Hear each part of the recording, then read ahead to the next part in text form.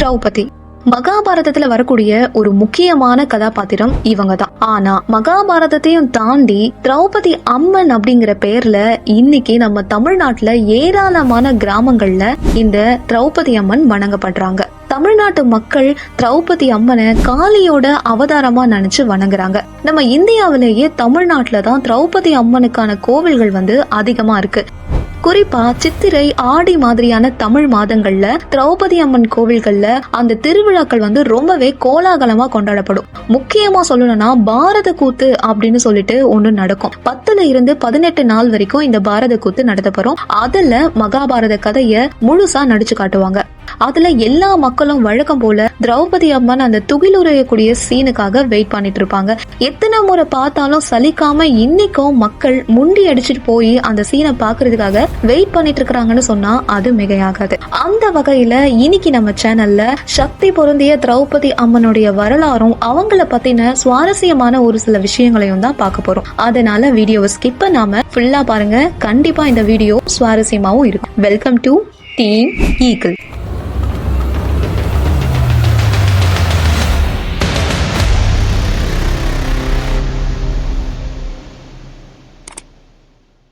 நான் இன்ட்ரோல சொன்ன மாதிரியே திரௌபதி அம்மன் காளி தேவியோட அவதாரமா பார்க்கப்படுறாங்க.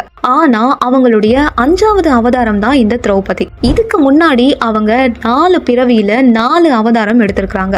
அதுல முதல் பிறவியில அவங்க வேதவதி அப்படிங்கிற அவதாரம் எடுத்திருக்காங்க.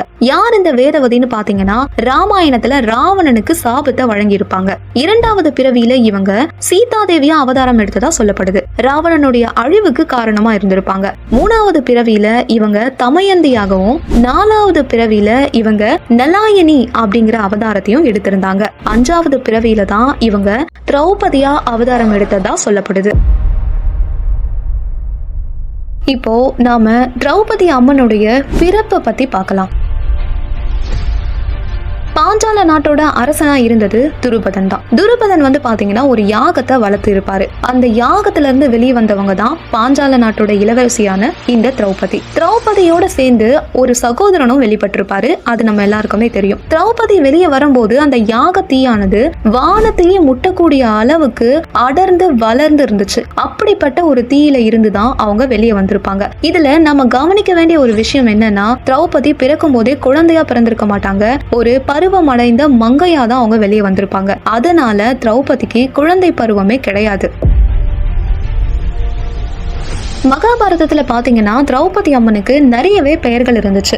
யாகத்தில இருந்து அவங்க பிறந்ததுனால அவங்களுக்கு யாகசேனி அப்படிங்கிற பெயர் இருந்துச்சு. அவங்களுடைய கலரே பாத்தீங்கன்னா நல்ல கருமையான கலர் தான். இருந்தாலும் அந்த காலத்துல அவங்கள மிஞ்சக்கூடிய பேரழகி உலகத்துல இல்ல அப்படிங்கிற அளவுக்கு அவங்க ரொம்ப அழகா இருந்தாங்களாம். அது மட்டும் இல்லாம அவங்க கருமையான நிறத்துல இருந்ததுனால அவங்களுக்கு கிருஷ்ணை அப்படிங்கிற ஒரு பெயரும் உண்டு. பாஞ்சால நாட்டோட இளவரசி அப்படிங்கிறதுனால அவங்க பாஞ்சாலி அப்படின்னு அழைக்கப்பட்டாங்க. சைரந்திரி அப்படிங்கிற ஒரு பெயரும் இருந்திருக்கும். இந்த பேர் எப்போ வந்துச்சு அப்படின்னு பாத்தீங்கன்னா, ஒரு வருஷம் பாண்டவர்கள் எல்லாருமே மாறு வேஷத்துல வாழ்ந்திருப்பாங்கல்ல. அப்போ இவங்க அந்த விராட நாட்டு மன்னனுடைய மனைவிக்கு ஹேர் ஸ்டைல் பண்ணக்கூடிய ஒரு பியூட்டிஷியனா இருந்திருப்பாங்க. அப்போ இவங்களுடைய பெயர் சைரந்திரி அப்படின்னு வச்சிருப்பாங்க.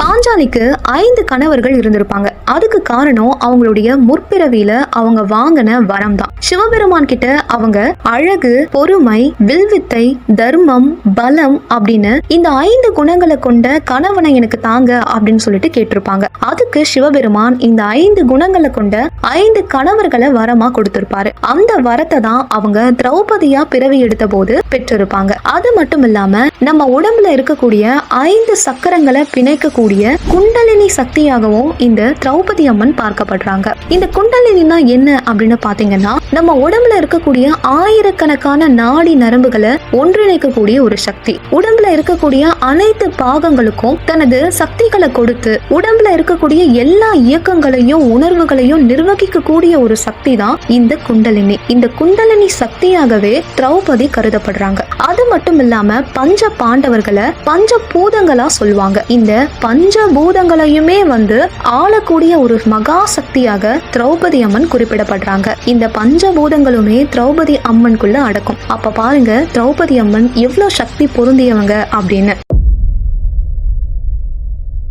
சூது விளையாட்டுல தோத்ததுனால நிறைஞ்ச சபையில திரௌபதி அம்மனுடைய துகில உரிவாரு. இது நம்ம எல்லாருக்குமே தெரிஞ்ச ஒரு நிகழ்ச்சி தான். அப்போ பகவான் ஸ்ரீ கிருஷ்ணர் திரௌபதி அம்மனுடைய மானத்தை காத்தருளி இருப்பாரு. ஆனா இதுக்கு சிவபுராணத்துல இன்னொரு கதையும் சொல்லப்படுது. துர்வாச முனிவர் ஒரு சமயம் கங்கை ஆத்துல குளிச்சிட்டு இருந்த போது அவருடைய இடுப்பு துணி அந்த ஆத்திலேயே அடிச்சிட்டு போகுது. இத பார்த்த திரௌபதி அம்மன் உடனே ஓடி போய் அவங்களுடைய துணியை கிழிச்சு கொடுக்கறாங்க.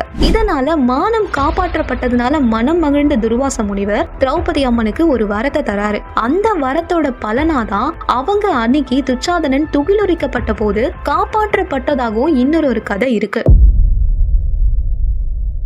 மகாபாரதத்துல திரௌபதி கிருஷ்ணரை தவிர வேற யாரையுமே முழுசா நம்பி இருக்கவே மாட்டாங்க. அதுக்கேத்த மாதிரி எப்பெல்லாம் இக்கட்டான சூழ்நிலை ஏற்படுதோ அப்பெல்லாம் கிருஷ்ணரை தவிர வேற யாருமே திரௌபதிக்கு உதவி செஞ்சிருக்கவே மாட்டாங்க. இதனாலேயே திரௌபதி காளி அவதாரம் எடுத்ததுக்கு காரணம் கிருஷ்ணருக்கு உதவி செய்வதற்காகத்தான் அப்படின்னு சொல்லிட்டு தமிழ்நாட்டு மக்களால நம்பப்படுது. அதனாலதான் இவங்க 2 பேரையுமே நல்ல சகோதர சகோதரிகளா நினைப்பாங்க. அது மட்டும் இல்லாம மகாபாரதத்துல இவங்க ஒரு நல்ல நண்பர்களாகவும் இருந்தாங்க. கிருஷ்ணர் திரௌபதிய சகி அப்படின்னு அழைக்கிறதும் திரௌபதி அவங்கள சகா அப்படின்னும் அழைச்சிருப்பாங்க. நிறைஞ்ச சபையில திரௌபதி துகிலுரிக்கப்பட்டதுனால அவங்க கோவப்பட்டு ஒரு சபதத்தை எடுத்திருப்பாங்க. துச்சாதனனுடைய ரத்தத்தை அள்ளி என் தலையில தேய்க்காத வரைக்கும் என்னுடைய தலையை நான் பின்ன மாட்டேன் அப்படின்னு சொல்லிட்டு ஒரு சபதத்தை எடுத்திருப்பாங்க. அப்போ திரௌபதி இவ்வளவு கொடூரமானவங்களா அப்படின்னு சொல்லிட்டு நம்ம எல்லாருக்குமே யோசிக்க தோணும். ஆனா அதே சமயம் 18வது நாள் போர் முடிகிற சமயத்துல அஸ்வத்தாமன் பாஞ்சாலியோட 5 புதல்வர்களையும் பாண்டவர்கள் அப்படின்னு நினைச்சு ஈவருக்குமே இல்லாம கொண்டு இருப்பாரு. இத அஸ்வத்தாமன் தான் செஞ்சாருன்னு கண்டுபிடிச்ச பிறகும் அஸ்வத்தாமனை கொல்லணும்னு எல்லாருமே சொல்லுவாங்க. ஆனா திரௌபதி மட்டும் இன்னைக்கு எப்படி என் 5 பிள்ளைகளை இழந்து ஒரு தாயா நான் கஷ்டப்படுறனோ நாளைக்கு அஸ்வத்தாமனை கொன்னா அவங்க அம்மாவுக்கும் அந்த கஷ்டம் தானே இருக்கும். அதனால இவனை மன்னிச்சு விடலாம் அப்படின்னு சொல்லிட்டு ஒரு வார்த்தையை சொல்லியிருப்பாங்க. இந்த இடத்துல திரௌபதியோட கருணை எந்த அளவுக்கு அப்படிங்கிறது நம்ம எல்லாருக்குமே புரிய வரும். மகாபாரதத்துல பல இடங்கள்ல திரௌபதி அவமானத்தை சந்திச்சிருப்பாங்க. ஆனா எந்த ஒரு இடத்துலயுமே அவங்க பலவீனமான ஒரு பெண்ணா முடங்கி போய் உட்கார்ந்துருக்கவே மாட்டாங்க.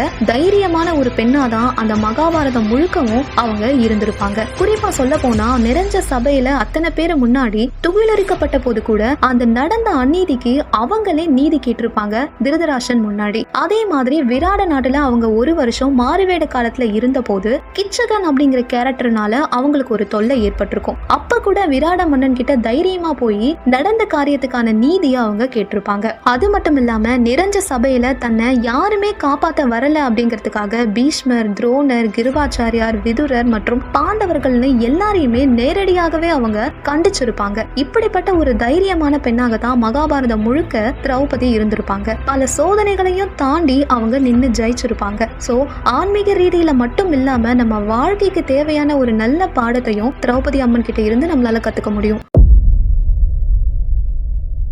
திரௌபதி அம்மனுடைய வரலாறு நம்ம தமிழ்நாட்டுல பல்லவர்களுடைய காலத்துல இருந்தே இருந்துச்சு. அதுக்கு ஒரு எக்ஸாம்பிள் சொல்லணும் அப்படின்னா மகாபலிபுரத்துல இருக்கக்கூடிய பஞ்ச ரதங்கள்ல திரௌபதி ரதமும் ஒண்ணு இருக்கு. அதே மாதிரி பாத்தீங்கன்னா இலங்கையில கூட திரௌபதி அம்மனுக்கு உடப்பு அப்படிங்கிற கிராமத்துல ஒரு கோவில் இருக்கு. தமிழ்நாடு, கர்நாடகா, ஆந்திர பிரதேஷ், புதுச்சேரி மாதிரியான பல இடங்கள்லயும் திரௌபதி அம்மனுக்கு கோவில்கள் இருக்கு. அதுலயும் பெங்களூர்ல 800 ஆண்டுகள் பழமை வாய்ந்த ஒரு கோவில் பாண்டவர்களுக்காகவும் திரௌபதிக்காகவும் எழுப்பப்பட்டிருக்கு. சக்தி வாய்ந்த இந்த திரௌபதி அம்மன் பெண் குலத்தின் சக்தியாகவே இன்றளவும் பார்க்கப்படுறாங்க. ஒன்றை நினைவில் கொள்ளுங்கள் தர்ம ஞானிகளே,